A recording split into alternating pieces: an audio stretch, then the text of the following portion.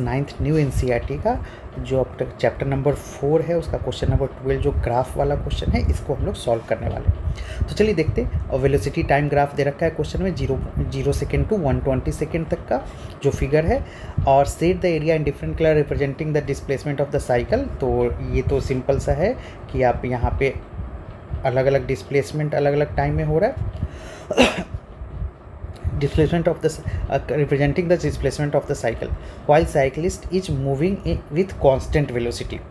अब देखिए displacement constant velocity से जब साइकिलिस्ट मूव कर रहा है ना, तो ये वेलोसिटी का लाइन है। आप इसको अगर देखेंगे तो ये आपका वेलोसिटी रिप्रेजेंट कर रहा है, ये टाइम रिप्रेजेंट कर रहा है।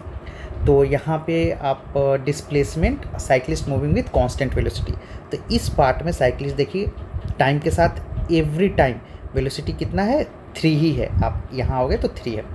तो ये आपका हो गया। यहाँ पे अगर मैं इसको ऐसे एरिया अंडर निकालूँ तो area under VT curve displacement देता है, ये हमें पता ही है।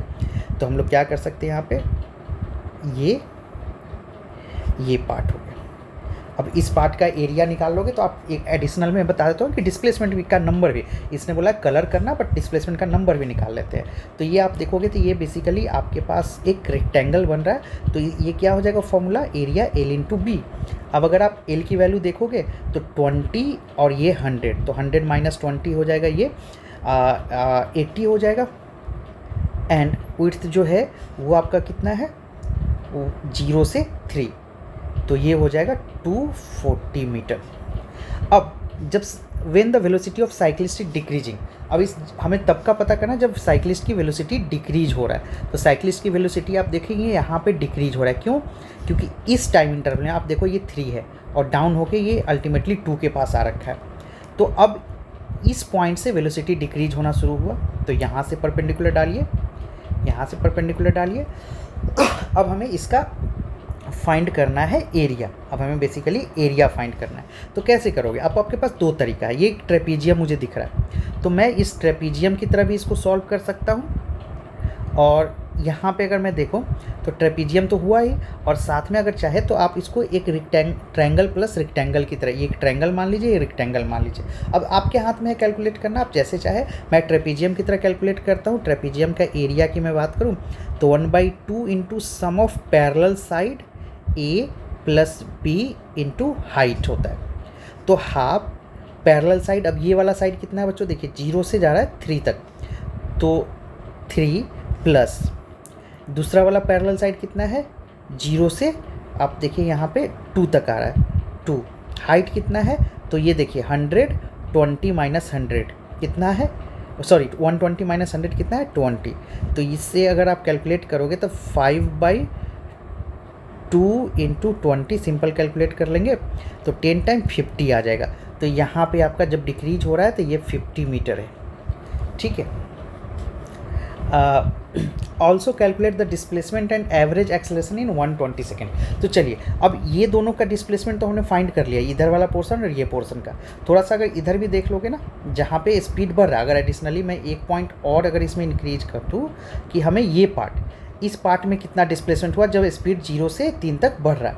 तो इस पार्ट की अगर मैं बात करूँ तो इस पार्ट का सिंपल सा एक ट्रायंगल बन रहा है, ठीक है। यहाँ पे आप देखोगे तो एक ट्रायंगल बन रहा है, थोड़ा ऐसे करते हैं यहाँ। तो ट्रायंगल का एरिया कितना हो जाएगा, हाफ इंटू बेस कितना है 20, हाइट कितना है 3, तो 60/2 ये आ जाएगा 30। तो यहाँ पे ये तो आपका 30 हो गया, ये 240 है, ये 50 है। तो टोटल डिस्प्लेसमेंट अगर इस क्वेश्चन में मैं बात करूँ, इस क्वेश्चन में टोटल डिस्प्लेसमेंट जो हो जाएगा 30 प्लस 240 प्लस 50 कितना हो जाएगा बच्चों, 240 प्लस 50 हो जाएगा 290 प्लस 30 320 मीटर। तो आई होप आपको समझ आ रहा हो। तो क्वेश्चन ने जगह है टोटल डिस्प्लेसमेंट फाइंड करना।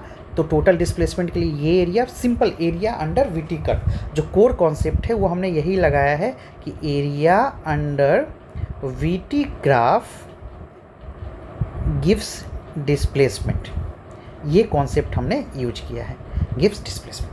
अब आते question is saying that average acceleration find करना है 120 सेकेंड में। तो सेम ग्राफ है यहाँ पे भी, थोड़ा सिंप्लिसिटी के लिए मैं यहाँ पे आ जाता हूँ।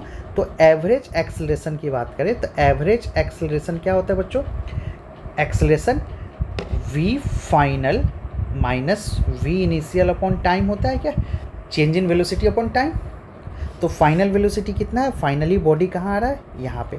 तो फाइनल वेलोसिटी अगर मैं देखूँ तो फाइनल वेलोसिटी है 2, तो मैं फाइनल वेलोसिटी की जगह 2 लिख सकता हूँ, माइनस इनिशियली कितना था, 0 से बॉडी स्टार्ट हुआ था तो 0।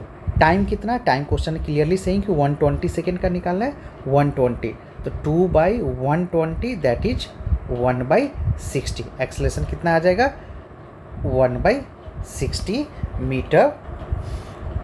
मीटर पर सेकेंड स्क्वायर। तो ये रहा क्वेश्चन नंबर 12 का आंसर।